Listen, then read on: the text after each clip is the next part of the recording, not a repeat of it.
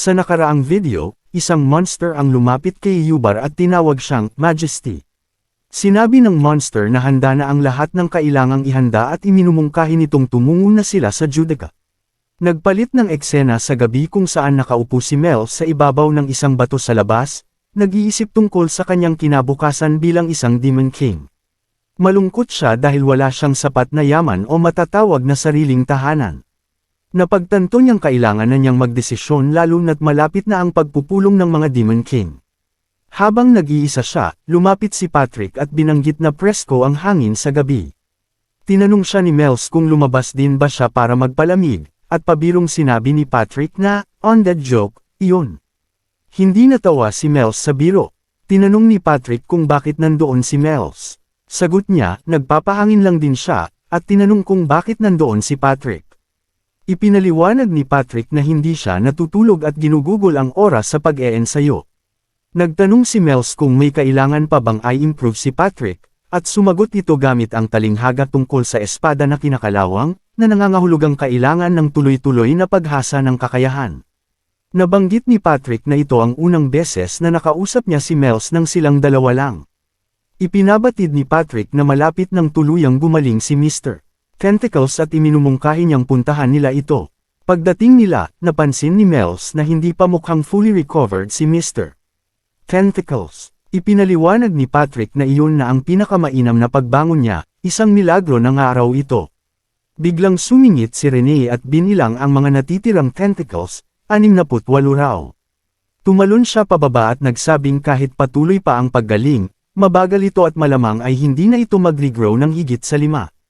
Nagtanong si Mels kung si Mr. Tentacles ba ay nakalaban ng Hishutel Trade Union. Kinumpirma ito ni Patrick, at ipinaalala na si Lady Mels, na dating may Demon King Castle malapit sa Rias, ay konektado sa kanila. Inamin ni Mels na alam niya ang raid force na pumatay sa kanyang ama, kaya masyado siyang may personal na galit sa kanila. Habang iniisip niya ang lakas ni Mr. Tentacles na nakaligtas sa ganoong kalalakas na kaaway, naiisip niya ang sariling kakulangan at ang kanyang pangarap na manatili sa Primordial Core. Binago ni Patrick ang usapan dahil gumagaling na si Mr. Tentacles, dapat na raw silang mag-recruit ng bagong monsters para palakasin ang kanilang puwersa. Biglang nagkomento si Rene na mas mainam kung puro lalaking monsters ang i-recruit, gaya ng mga golem na nagbabantay sa isang partikular na room. Ngunit pinutol ni Mels ang usapan at sinabi ang naging desisyon niya, aalis na siya papuntang Judica. Samantala, tinitingnan ni Garrett ang mga sugat ni Miss Wan at sinabing magpanggap pa rin itong nagpapagaling para hindi magduda ang iba. Medyo ayaw ni Miss Wan pero sumang-ayon siya. Habang iyon ay nangyayari, tiningnan ni Ethel Brias ang cupboard at sinabing may snacks pa naman. Tumanggi si Miss Wan at sinabing naghahanda siya para sa darating na meeting. Naalala ni Ethel Brias ang meeting at tinanong kung nakita na ba ang maid ngayong araw. Hindi sigurado si Miss Wan dahil lumabas ito para bumili ng snacks. Inutusan ni Ethel Brias sina Garrett at Miss Wan na mauna na sa meeting room habang inaasikaso pa niya ang ilang papeles. Sinigurado naman niyang susunod din siya agad. Bago siya umalis, tinanong niya kung sino ang maid na naglinis ng tea set. Mula sa anino, lumabas ang isang tao na may pulang mata at sinabing malalaman na nila ito agad. Sinabihan sila ni Ethel Brias na huwag iulat ang progreso nila, ibig sabihin, dapat itong manatiling lihim. Sa sarili niyang isip, nag-aalala siya na baka may nakialam sa libo-libong confidential files sa kanyang opisina. Habang nililinis ang tea set, napagpasyahan ni Ethel Brias na kailangang mahanap at palitan ng mga maid sa loob ng 4 na araw. Makalipas ang ilang sandali, sa loob ng meeting room, humarap si Ethel Brias sa mga dumalo at nagpasalamat sa kabila ng kanilang mga abalang schedule. Ipinakilala niya ang pakay ng meeting, ang pag-uusap tungkol sa tinatawag nilang Black Disaster, isang banta sa kapayapaan ng Empire. Hinamon siya ni Cart, ang squad leader, at sinabing ayon sa Royal Court, hindi si Swallow ang Black Disaster. Tinanong niya kung kinu-question ni Ethel Brias ang opisyal na pahayag. Ipinaliwanag ni Ethel Brias na ginawa lang ang pahayag para pakalmayan ang mga tao, ngunit personal niyang nasaksihan si Swallow sa aksyon. Inilarawan niya ang isang laban sa pagitan ni Swallow at ng hero na si Miss Wan, kung saan nawalan ng braso si Garrett. Hindi makapaniwala si Cart at inakusahan si Ethel Brias na nagsisinungaling, dahil wala naman daw siyang natanggap na ulat ukol doon. Ngunit itinuro ni Ethel Brias ang ebidensya, ang nawawalang braso ni Garrett at ang ekspresyon ni Miss Swan. Nang makita ito ni Cart, napagtanto niyang totoo nga ang sinasabi at nakita niya ang kabigatan ng sitwasyon. Sa isip niya, kung hindi na kaya ni Miss Swan si Swallow, mas delikado pa ito kaysa inaakala nila. Binigyang diin ni Ethel Brias ang pangangailangan ng matinding paghahanda, dahil biglaan ang paglabas ni Swallow at maaari itong umatake ulit kahit kailan. Matapos ang revelasyon ni Ethel Brias tungkol kay Swallow at sa pangangailangang buuin ang 36th masterpiece, natahimik ang lahat at pinagnilayan ang bigat ng sitwasyon. Binasag ni Duque Rothos ang katahimikan at kinuwestiyon ang plano para pigilan si Swallow, sabay pagpahayag ng pagdududa sa bisa ng kasalukuyang depensa, lalo na sa harap ng napakalakas na kapangyarihan ni Swallow. Inamin ni Ethel Brias ang kawalan ng saysay ng ordinaryong depensa laban kay Swallow at muling iginiit ang kahalagahan ng 36th masterpiece. Napansin naman ni Duque Rus na matagal nang hinahanap ang 36th masterpiece pero wala pa ring tagumpay. Sa loob-loob ni Ethel Brias, inalala niya kung gaano kahirap hanapin ito, sa dami ng dating paghahanap, nauuwi lang sa pagkakakuha ni Swallow ng mahahalagang artifacts. Ipinunto niyang napakalaki ng agwat ng lakas sa pagitan ni Swallow at ng pinagsama-samang talento ng Empire. Kung wala ang 36th masterpiece, imposible silang manalo. Kailangan nila ito para mapantayin kahit papaano ang puwersa ni Swallow. Nabanggit ni Ethel Brias ang mga galaw ng Santo Papa, na kumalat ng tsismis na si Swallow ay isang parusa ng Diyos laban sa Empire. Biglang tumayo ang babaeng may madilim na violet na buhok at mariing tinutulan ang ideyang iyon, tinawag niya itong kalokohan. Kalma lang na kinilala ni Ethel Brias ang reaksyon ng babae, at sinabi na bahagi ito ng kasaysayan ng Empire na pumihil sa relihiyon. Sinagot siya ng babae na mag-ingat sa kanyang mga sinasabi dahil maaaring maituring itong pagtataksil. Ngunit ngumiti lang si Ethel Brias at sinabing totoo lang ang kanyang sinabi. Bigla siyang hinablot ng babae sa kwelyo dala ng galit. Agad kumilos ang mga shadow man ni Ethel Brias, tinutukan ng espada ang leeg ng babae, handang umatake kung kailangan para protektahan siya. Tahimik ngunit may autoridad na sinabi ni Ethel Brias na baka masyado lang pinapalaki ng babae ang kanyang impluensya. Inutusan niya ang shadow man na ibaba ang espada. Nataranta ang babae sa bilis ng pangyayari. Ipinagpatuloy ni Ethel Brias ang pagpapaliwanag sa seryosong banta. Binalaan niya ang lahat na kung baliwalain nila ang plano ng panig ng Santo Papa, maaaring humantong ito sa pagkakahati ng Empire. Sa isip ni Ethel Brias, inalala niya na hawak ng Pope faction ang 36 na masterpieces na tinatawag nilang Holy Relics. Naiisip niyang kung gusto nilang makuha ang mga iyon, baka kailangan pa nilang simulan ng isang malaking banal na digmaan. Samantala, sa ibang bahagi ng Primordial Core, nagpakita ng interes si Swallow sa balitang dinala ni Patrick, na umalis na si Lady Mells. Pilit siyang kinukulit ni Patrick para magpakita ng reaksyon. Ipinabatid ni Patrick na iniwan na ni Lady Mells ang dungeon. Hindi nagpakita ng emosyon si Swallow at sinabing alam na niya iyon, sabay tanong kung bakit kailangang alalahanin pa. Naiinis si Patrick, hinawakan niya ng mahigpit ang tenga ni Swallow kaya napangiwi ito sa sakit, habang binubugbog siya ng sermon. Ipinahayag ni Patrick ang pag-aalala na baka hindi na bumalik si Lady Mells, dahil hindi sigurado ang kanyang pag-alis. Napansin ni Swallow ang pananakit at naisip kung bakit si Patrick ay palaging gumagamit ng lakas sa mga ganitong sitwasyon.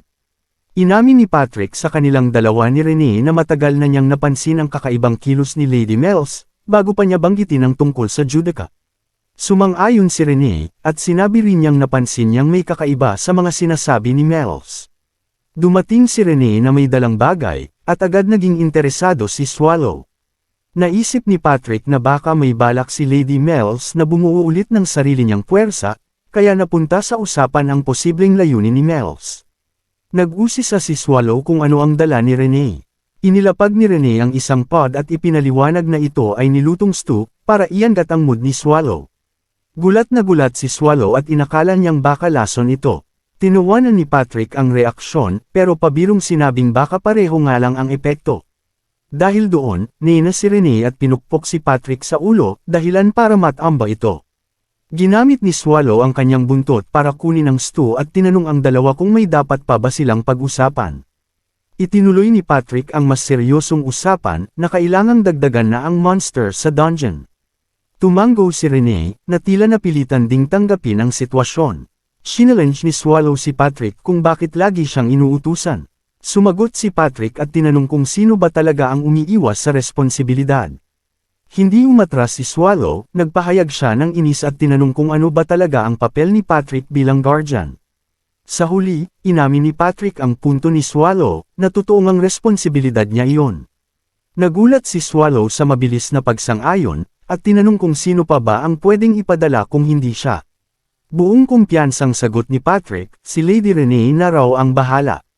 Nagpakita ng pag-aalala si Swallow, binanggit niya ang problema sa mata ni Renee at ang posibilidad na magduda ang ibang tao. Ngunit tinawanan lang ito ni Patrick at sinabing ipaubaya na lang kay Renee ang lahat. Ramdam ni Swallow na tila naunahan na naman siya sa desisyon, lalo pat narinig niyang binanggit ni Patrick na posible ring bumalik si Lady Mel's, isang bagay na nagdulot sa kanya ng mas maraming tanong. Samantala, dumating na si Mel sa Mercenary City Neat. Pagbaba niya sa karwahe, pinuna ng coachman ang kanyang kabataan at pinayuhan siyang mag-ingat. Habang naglalakad, naisip ni Mels kung paano siya napadpad sa ganitong lugar na kilala sa pagiging mapanganib. Ang Neat, na nasa pagitan ng Empire at Kingdom Alliance, ay isang lungsod na walang pinapanigang puwersa, kilala sa pagiging sentro ng mga dungeon raids. Napansin ni Mels ang pagiging malamig ng mga tao roon, kaya nagpa siyang gamitin ang mga bituin bilang gabay papunta sa Juda. Ipinakita nito ang kanyang kakulangan sa pamilyaridad sa lugar at ang hirap ng kanyang sitwasyon. Pagdating niya sa isang malaking gusali sa Neat, inihambing niya ang laki nito sa Demon King's Castle. Ramdam niya ang makapal na mana sa loob, at tinansyang may 10 tao roon na may lakas, katulad ng mga nakaharap niya sa Riaz. Mukhang ito ang lugar kung saan tumatanggap ng raid requests at impormasyon. Habang may isang taong pumasok, ipinakita nito ang brown plate sa bantay ng pinto na agad siyang pinapasok. Napaisip si Mels kung ang plate ba ay patunay ng paglahok sa raids. Napagtanto niyang magiging mahirap makakuha ng impormasyon kung wala siya nito, dahil sa mahigpit na kontrol sa pagpasok. Sinundan ni Mels ang bakas ng demonic mana at narating ang isang bahagi kung saan maraming demonic monsters ang nakakulong at umuungol. Napaisip siya kung nahuli ba ang mga halimaw na ito. Bigla siyang nilapitan ng isang lalaki at napansin ang kanyang presensya sa ganoong lugar. Pinuri nito ang itsura ni Mels at tinanong kung anong ginagawa niya roon. Nagpakilala ang lalaki bilang pawn mula sa Albright Merchants, at tinanong kung may partikular ba siyang hinahanap. Napansin niyang malamang hindi ordinaryong noble child si Mels dahil mag-isa ito sa ganoong lugar, kaya nag-ingat siyang huwag siya masaktan. Ipinakilala naman ni Mels ang sarili bilang si Mels mula sa Agria family at tinanong kung para saan ang lugar. Ipinaliwanag ni Pawn na ang gusali ay imbakan ng mga gamit mula sa dungeon, karaniwang ginagamit sa paggawa ng gamit o pangdekorasyon, at ibinebenta niya ito ng ganoon. Dito nagsimulang magkaroon ng interes si Mels na alamin pa ang tungkol sa warehouse, lalo na't balak niyang mag-recruit para sa kanyang army kapag naitayo na muli ang kanyang kastilyo. Inimbitahan siya ni Pawn na mag-ikot at tumingin ng mga gamit. Napansin ni Mels ang isang lycanthrope sa isang hola, isang malakas na demonic being na kilala niyang lumaban bilang commander sa isang digmaan. Nangganyo si Mels at nagpahayag ng interes na bilhin ito. Kinabahan si Pawn at nagbabala tungkol sa panganib ng nasabing nilalang. Aniya, kinailangan pang magsakripisyo ng 4 na B-class raid members para lang mahuli ang lycanthrope na iyon, patunay ng lakas at panganib nito. Nagpahayag ng determinasyon si Mels na bilhin ito kahit mahal ang presyo, 250 ants. Ngunit napahinto siya, naalala niyang 500 ants lang ang bigay sa kanya ni Lady Renee bilang pasasalamat sa pagtulong kay Mr. Swallow. Napaisip siya kung praktikal ba na gastusin agad ang kalahati ng kanyang yaman kahit hindi pa siya nakakapagsimula sa pagpapatayo ng kastilyo. Nagpa siya si Mels na tumingin muna ng iba pang nilalang sa warehouse. Napansin niya ang isang nilalang sa hola at tinanong si Pawn kung ano yun. Ipinaliwanag ni Pawn na nakita nila ang nilalang na ito matapos ang raid cleanup, at hindi pa nila makita ang ina nito. Bagamat mukhang demonic, hindi ito nagpakita ng agresyon, parang malaking aso lang ang kilos. Naawa si Mels sa nilalang, na para bang isang batang nawawala. Binaliwala niya ang babala at iniabot ang kamay sa loob ng kulungan. Nagulat si Pon at agad nagbabala, pero hindi naman umatake ang nilalang. Sinabi ni Mel's na hindi niya sisisihin si Pon kahit ano pa ang mangyari. Nakahinga ng maluwag si Pon pero nagpaalala pa rin sa posibilidad ng pagkakakagat. Patuloy na nilaro ni Mel's ang mukha ng nilalang, at sa huli ay nagpas siyang bilhin ito. Napansin niyang mas malaki ito kaysa sa inaakala niya, marahil dahil sa madilim ang paligid. Pinangalanan ni Mel's ang nilalang ng 2 ounce nang may pagkagiliw.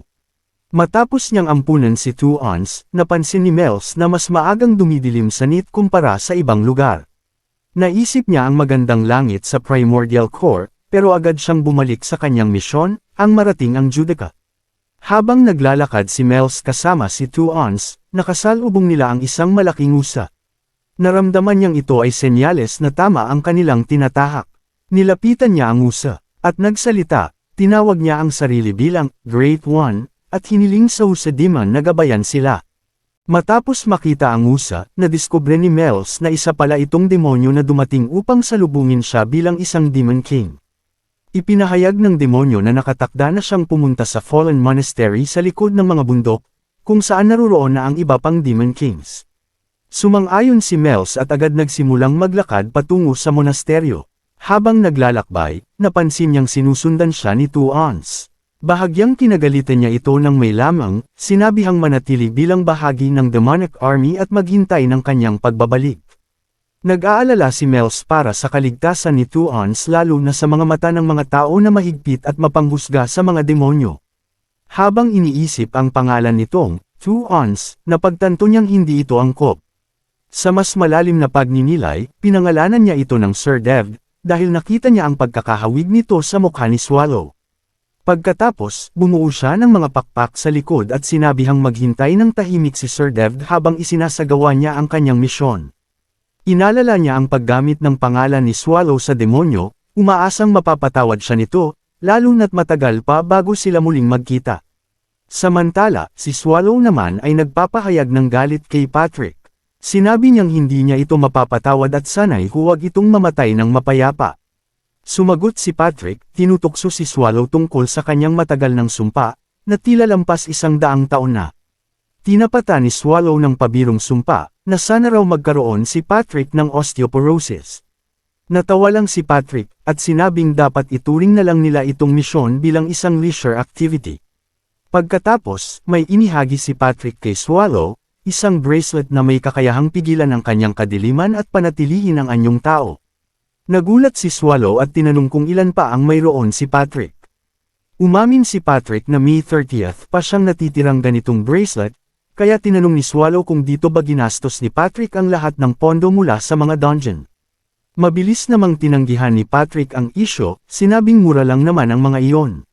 Nagkaroon ng katahimikan. Muling nagtanong si Swallow kung nagsisinungaling ba si Patrick tungkol sa halaga ng bracelet. Tumugon si Patrick na ang ibig niyang sabihin ay gamitin ito ng maingat. Bago pa lumalim ang usapan, dumating si Rene at masiglang nilapitan si Swallow, tinuturing ang kanilang paparating na lakad na parang honeymoon. Ikinwento niya ang kanyang kasabikan sa mga oras na sila lang dalawa, sama-samang pagkain, mga sandaling magkakalapit. Sumang-ayon si Swallow na simulan ang lakad kinabukasan, ngunit bigla silang pinigilan ni Patrick sa pamamagitan ng paghila sa buhok ni Swallow. Mahigpit niyang pinaalalahanan ang dalawa na huwag maligas sa layunin, at tiyaking babalik silang hindi nagkakagulo. Habang naglalakad papalabas ng Primordial Core, tinanong ni Swallow si Rene kung saan sila pupunta. Sinabi ni Rene na ang kanilang destinasyon ay ang lungsod ng NIT, isang lugar ng mga bearang mandirigma at sentro ng impormasyon. Tumango si Swallow, kinikilala ang pangalan ng lungsod habang pinapanood sila ni Patrick sa pag-alis. Napaisip si Patrick kung tama ba ang desisyong ipadala si Swallow at Rene roon, nangangambang baka mauwi ito sa problema. Ngunit umaasa siyang kung gagamitin lang ng dalawa ang kanilang isipan, magiging ayos din ang lahat. Sa kabilang banda, dumating si Mel sa Fallen Monastery para sa pagpupulong ng mga Demon Kings. Nakaramdam siya ng kaba, matagal na rin kasi mula nang huli siyang dumalo. Sa kanyang pagpasok, agad siyang pinagtawanan ng iba pang Demon Kings, na nagpulala sa kanyang pakiramdam ng pagiging walang saysay, malayo sa panahon noong kasama pa niya ang kanyang ama at siya ang sentro ng atensyon. Habang umiinom, may biglang Bumangga sa kanya at natalsikan siya ng inumin sa mukha. Nagalit si Mels at hinarap ang bumangga. Napansin niyang hindi ito Demon King.